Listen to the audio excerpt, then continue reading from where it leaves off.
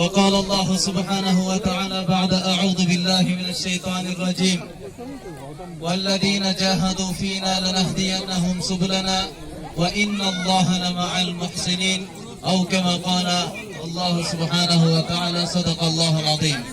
فقال النبي صلى الله عليه وسلم تموتون كما تنامون وتحشرون كما تستيقظون وتحاسبون بما تعملون ثم إنها لجنة أبدا أو لنار أبدا أو كما قال عليه الصلاة والسلام.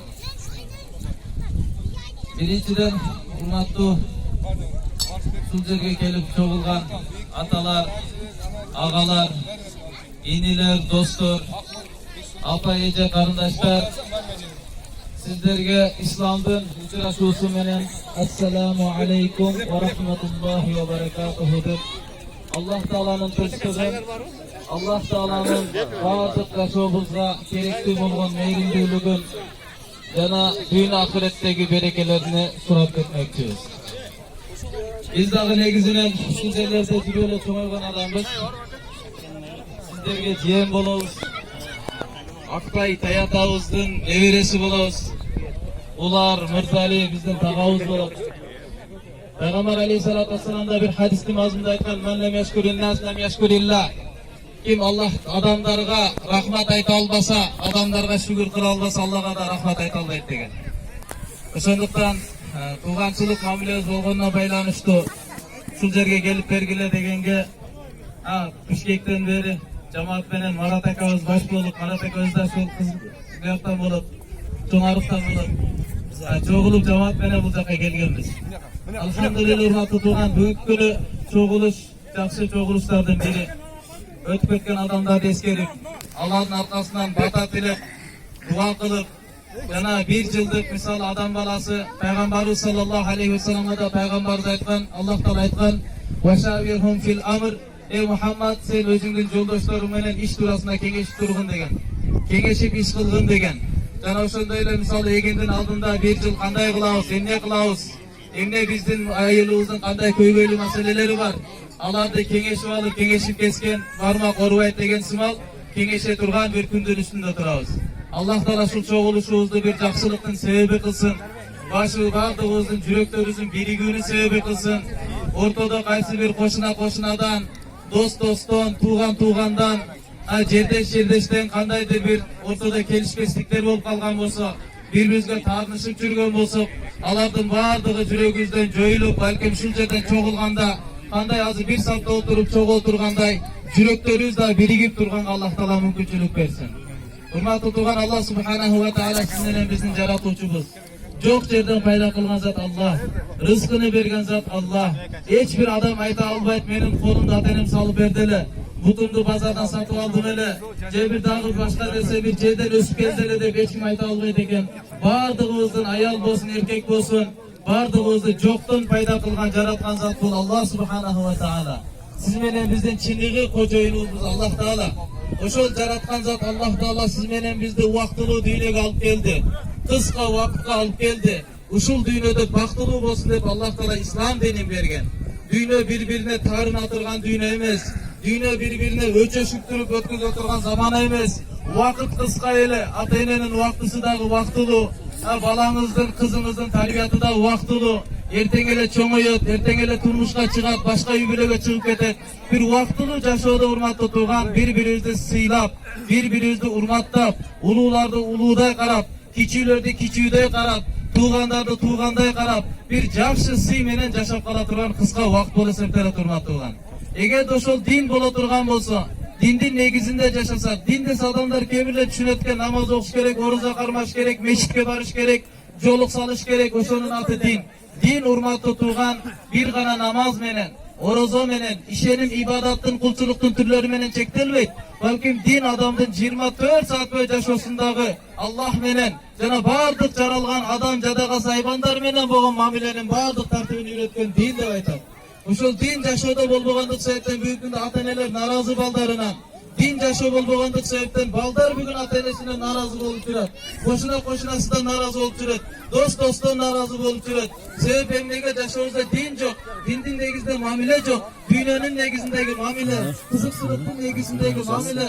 Ошол себептен урматтуу тууган, жашообузда бүгүн рахат, ынтымак, биримдик деген жоголуп баратат. Ошондон иншалла баардыгыбыз аракет кылалы урматтуу тууган. Баардык жашоо чогулушубуздун негизги максаты дин болсун. Аллахтын ыраазычылыгы болсун. Аллах үчүн деп ушул жерге чогулган болсок, Кудай Таалам бизден ыраазы болсун деп келип, ошол максатта келип чогулган болсок, берип атканыбызды Аллах үчүн деп берип жаткан болсок, анда бул чогулушубуз урматтуу чоң бир жакшылыктардын бир ачылуусунун күнү болуп эсептелет урматтуу тууган. Алхамдулилlah, Али радиаллаху анху бул жерден биз сөзүбүздү кыскартып, узун сүйлөй, кыска эле сүйлөйлү сөздөр угуп келгенсиздер. Баардыгыңыздар эле акыл эстүү, билген, диндин негизинде чоңойгон адамдарсыздар. Али радиаллаху анхунун бир айткан сөзүн айткым келип турат. Али радиаллаху анху айтат, биз акылдуу деп кимди эсептейбиз? Акылдуу деп биз кимди эсептейбиз? Кайсыл адамдар акыл эси болот? Кимде ким эгерде жашоосунда 4 сыпаты болсо, 4 сыпаттуу болсо, мына ошол адамды акылдуу деп эсептейбиз дейт. Биринчи сыпат кайсыл экен? Биринчи сыпат ман арда халикаху кабла ан ялках. Kim özünün жараткан заты Аллахты разы кылып калса, Аллахка жолукканга чейин. Аллахты разы кылып калса, Аллахты жолукканга чейин. Мына ошол адамды биз акылдуу деп эсептейбиз. Эгерде мен, ата энем мени чоңойтуп койсо, дүйнөмө келүүмө себеп болсо, ысык сууктардын баардыгына чыдап, чоңойтуп койгондон кийин ана мен ата энеме тоңмоюндук кылсам, айтканын кылбасам, сыйлабасам, өзүм билгендей жашасам, анда ушул жерде отургандар баардыгыңыздар эле мага айтасыздар, акылың жок экен депчи. Акылың жок экен, тарбиятың жок экен, кандай акылак деген баласың деп баардыгыңыздар эле айта аласыздар. Урматтуу тууган, эмне үчүн? Себеби ата энем мени дүйнөгө келүүмө себеп болду. Менин тарбиятыма себеп болду. Ушул даражага жетишиме ата энем себеп болду. Ата эненин кандай кадыр баркы бар экен адам баласы алар көз жумгандан кийин билет. Айнеңиздин сизге кылган дуасындай дүйнөдө эч бир андай дуа кыла турган адам таппайсыз. Устазыңыз болсун, бир тууганыңыз болсун, калыс сиз үчүн күйүп, сиздин дүйнө ахиретиңиздин бактылуусу үчүн калыс сиз үчүн дуа тилек менен кармап жүргөн бул энедей эч качан адам баласына адам табылбайт да. Алардын дуасы, батасынын канчалык колдоосу жашооңузда бар эле, алар көз жумгандан кийин адам баласы сезет экен да. Ата энем чоңойтуп койгон үчүн ата энемди нааразы кылсам, баардык адам айтат, мени акылсыз деп айтат. Урматтуу тууган, караңыздар, Аллах ким, ата эне ким, бир аз ортосуну салыштырып көрөлүчү. Аллах ким? Аллах сиз менен бизди жоктон жараткан зат Аллах. Бүткүл ааламды башкарып турган зат Аллах. Аллахтын алдына келдик, 100% Аллага касам ичип айтам, кайрын Аллахтын алдына кайтабыз. Эртең күнсүгүн Аллахтын алдында түзмө-түз тура турган күн келет. Бүткүл ааламдын падышасы, падышалардын падышасы, бактылуулук Аллахтын колунда, бактысыздык Аллахтын колунда, сый урмат Аллахтын колунда, кордук Аллахтын колунда, ден соолуктуулук Аллахтын колунда, ооруд Аллах Тааланын колунда. Ошондой зат Аллах сизди жоктон жаратып, тамак жеп атасыз, сиздин ошо кичечни ашказаныңызга кете турган тамырыңызды ачып, клапанын ачып, сиз дем ала турган клапанды жабып, контроль кылып, ошо тамакты киргизип жаткан зат Аллах. Жеген тамагыңызды аш кылып жаткан зат Аллах Таала. Жегениңиз чыкпай калса колдон эмне келет? Күнөө кылып алып туруп уктап жатасыз, жинди сууну ичип алып уктап атасыз. Бирок ошондо да Аллах Таала сизди унутпастан, каныңызды айлантып, жүрөгүңүздү урдутуп, дагы да Аллах Таала өз рахмат көз карашы менен карап турат. Ошондой зат Аллах Тааланы наразы кылган адам кантип акылдуу болсун? Ата энени наразы кылган эч ким акылдуу дебесе, Аллахты наразы кылсачы, Аллах Тааланын айтканын кылбаса, билгендей жашаса, пайгамбарыбыз да айткан, адам баласына ушундай бир замана келет. Ал учурда адам балдар эч нерсеге көңүл бурбай калат. Адалдан таптыбы, арамдан таптыбы, көңүл бурбастан болгон акча тапса эле болду болуп турган заман болуп калат деп. Бүгүнкү урматтуу тууган, өкүнүчтөрдүн бири ошол замананын үстүндө турабыз. Эч кимдин иши жок, акча келсе болду. Эч кандай тууганчылык бузулуп атабы? Балдардын тарбияты бузулуп атабы? Алар куру күнөө болуп атабы? Жок, акча болсо болду, үйүм чоң болсун, үйүм жакшы болсун, машинем жакшы болсун. Болду, өтүп кеткенде мындай союш кылайын, андай кылайын. Бол байлык келсе болду, бирок каяктан келип атат, каяка сатып атат, анын көңүл бурмай жок урматтуу. Эң биринчи акылдуу адамдын сыпаты Kim Allah'ta jolukanга çeyin, kaçan jolugaz ölüm. Ölüm kaçan gelet belgisiz demek. Her bir üçün de Allah'ın razılığını iksep yaşagan adam. Soda satı kılatkan Allah'ın razılığını iksesi. Egin tegin kılatkan Allah'tan razılığını iksesi. Çıkan şarıdan anın üçününü verip jatkan bolsa. Her bir üçün de Allah'ın razılığını iksep жүрген adam. Allah'ın razı kılay, narazı kılolmayın. Buna usul hurmat tutulan birinci akılda adam dep aytат. Ekinci sıfatı ne? Ali radıyallahu anh aytат. Ekinci sıfatı kanday? Man taraka dünya kabla an tatruka. Dünya anı taşlap ketken geçen dünyаны taşlap kalsa. Kalağınız kalabağınız dünya bir günü sizi taşlap ketet. Yaşavatkan үйüңүz kalat. Ошондуктан урмат турган алымдардын bir altın damga менен жаза турган. Ушул байкебиздин китебине дагы түшүрүп кое турган. Ушундай bir сөз айтат алымдар. Кандай үйдө жашабагын акыркы үйүңдү унутпагын дейт. Кандай уна минбегин акыркы унаңды унутпагын. Кандай уна минбегин акыркы унаңды унутпагын. Кандай кийим кийсең дагы акыркы кийимиңди унутпагын дейт. Кандай жипте Lexus 570'lerde nelerde жүрөсүз, бирок акыркы унаңыз сиздики барып туруп табыт болушун эч качан унутпаңыз.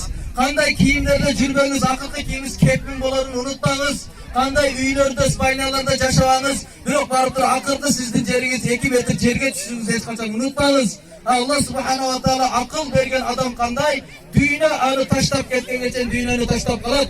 Dünya taşlap kalat degeni dünyasını akiretin kuruşuna işlep kalat. Sadaka kılat, medrese kurat, mecit kurat, yakınlarga jardan beret, tuğançılık mamile tüzüş için toy kılat, başka kılat, el çakırat, tuğanlarga jardan beret. Dünyasını, mamilesini, dünya akiretini ongaş için baylığını işletet. Akıllı adam ошол дейт. Болмасам жыйнап турган dünya kaldı, özü de akiretke ketти. Bu akılsızlık bol eseptenет urmatlılar. Üçüncü sıfat akıllı adamdığı kanday? Kim bana kabrahu kablan yadukuna? Kim kabrini kurup alsa kabırga düşkön geçeyin. Kabırga kirgen geçen kabırdagı jaşoosун оңдоп kalsa. Misal her birimiz az ölümden korkabız. Ne için ölümden korkabız? Bilemiz beyiş ölgönden keyin var. Bilemiz en mehrimli zat, berişen zat Allah menen joluğu ölgönden keyin bolot deymiz. Bирок дагы эле siz менен biz ölümden korkabız. Ne için? Sebebi biz dünyаны kurup aldık. Dünyaya vardık, baylığımızı, jönдөmüzü, vaktimizi saptadık. Bирок ahiretimizi buzup alganбыз, kurulgan жерден buzuk жакка кеткенбиз жок. Ал жакка барыштан коркобуз, ölüp kalыштан коркобуз. Эмне үчүн ahiretке үмүтүбүз жок? Ahiretти куруп алган жокпуз. Акылдуу адам кандай? Убактылуу жашоосунан пайдаланып, өзүнүн түбөлүктүү максатыны жашоосун оңдоп алат. Өзүнүн ahiretini оңдоп алат. Өзүнүн ahiretine мээнет кылып калат. Өзүңүздүн алдыңызга 2 alma келди. Bir jakşı alma, bir buzulup kalgan, çirip kalgan alma. Jakşı kıpkızıl almanı özünüz yediniz. Çirip kalgan almanı biröge belek kılıp berip koydunuz. Çındığında ne oldu? Jakşı almanı siz daratkanaga jönöttünüz. Çirip kalgan almanı ahiretinizge jönöttünüz da. Yani akıllı adamın üçüncü sıfatı kanday bolot eken? Kabırga kirgen geçen kabırını oңдоп kalat. Ahiretin pikirin kılıp kalat. Ölümden kийинки жашоого даярданып kalat. Mına ошол adamda akıllı deydi eken. Bir adam Rossiyaga işlegeni vardı. Al tapkanın ele ошол үйүн эле квартирасын эле чаптап депорт болгондон кийин Кыргызстанга келди, эчтекеси жок. Бул акылсыз адам. Экинчи адам барып тапканын баардыгын Кыргызстанга жөнөтө берди. Депорт болгондон кийин келди, бул жакта үйү жакшылап коюп калган, бу жакта жашап чыгып калды. Ошондой урматтуу тууган, дүйнөдөн дагы bir күнү депорт болуп кетишиңизди эч качан унутпаңыз. Dünyadan daha bir gün ketemiz, Türkük bol eskin bu dünyada kalmaydı. Ошол өтүп кеткен адамдарды эскертиши келип отурабыз. Аларды эскертүү сиз менен биздин ички дүйнөбүздө тообаны тутуруш керек. Күнөөлөргө болгон чиркелиш пайда кылыш керек. Жакшы ишке болгон үчүбүздү күч пайда кылыш керек. Кой эми мен дагы ошолордой болуп кетет экен. Даярданып калайын, туугандар менен жакшы болуп калайын, жендештер менен жакшы болоюн. Тарынып эмнеге? Мен барып биринчи кечирим сурайын. Пайгамбар айтат, Аллах Таалага эң укуктуу, эң Аллах Таалага сүйкүмдүү адам ким биринчи кечирим сурап калган болсо, ким биринчи кечирим сураган болсо, пайгамбар айтат, ирхаму ман фил ард. Жердегилерге силер райым кылгыла, мээримдүүлүк кылгыла. Асмандагылар да силерге мээримдүүлүк кылат. Kim keçirse al keçirilir, kim keçirmese al Allah taraftan dahi keçirilmeydi. Urmatlı tuğan akıllı adam ahiretini kurup kalgan adam eken. Dördüncü sıfatı kim? Men salla qabla an yusalla aleyh. Kim namaz okusa ağa namaz okulgan kaçayın. Ağa canaza namaz okulup kalgan kaçayın, özü birinci namaz okup kalgan bolsa. Anın arkasındaki adamlar ağa pata kılgan kaçayın, özü dünyada pata kılıp kalsa. Arkasındaki adamlar Kur'an okup Kur'an sohbunu bağışlangan kaçayın. Özü birinci dünyada durup alfabet, Arapça biraz okup Kur'an'da özü dünyada okup kalgan bolsa. Arkasında kim bala çakası acılık kılgandan görü, özü birinci tiri uçurunda acılık kılıp kalsa, arkasındakiler amal kılgan kaçayın, özü birinci amal kılıp kalgan bolsa, bana uşunu akıllı dua aytabız deydi. Demek urmatlı tuğan sözlü jıйынтыктайлы. Akıldı desek özümüz anda 4 sıfatımızı yaşadık karaylı. Birinci, men kimmin? Men Allah'ın razısını eksep jatatamınca başka nerseni eksep жүрөмбү? Adamlardan aldığına maqtanış, başka nerse kimnin razıçılığını eksep jatam? Akıllı adam Allah'ta jolkan için Allah'ını razı kılıp. İkinci sıfatı, düğüne anı taştap ketken için düğüneni taşlayıp, düğünege baylanıp kalbayıp. Al düğüne arkalı düğüne ahiretini oңдогон hareketini kılıp. Üçüncü, kabırga düşkön geçen kabırdağı yaşosunu oңдоп kalıp. Dördüncüsü, ağa namaz okuyanға чейин özü birinci namaz okup kalıp.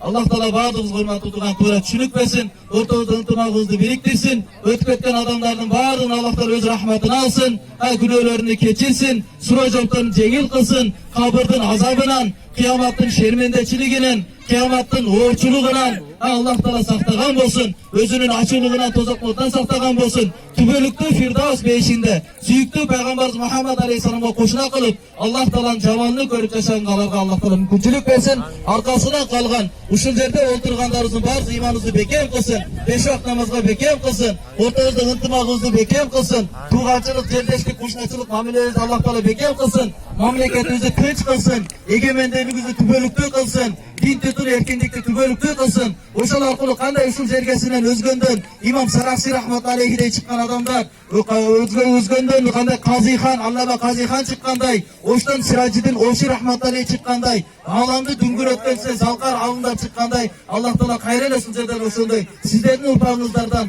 Allah Taala oşunday alım, takva, dünyanın ustası bolgan, dünyanın yaşonu tartibine sular atırgan adamlardı kayradan Allah çağırına mümkünçülük versin. Allah Taala razı olsun, köpçülüğün bolsa keçiresizler. Damat geç meşke taşırıp koyuş mu? Rahmat mana jeğeninizge çoğun rahmat.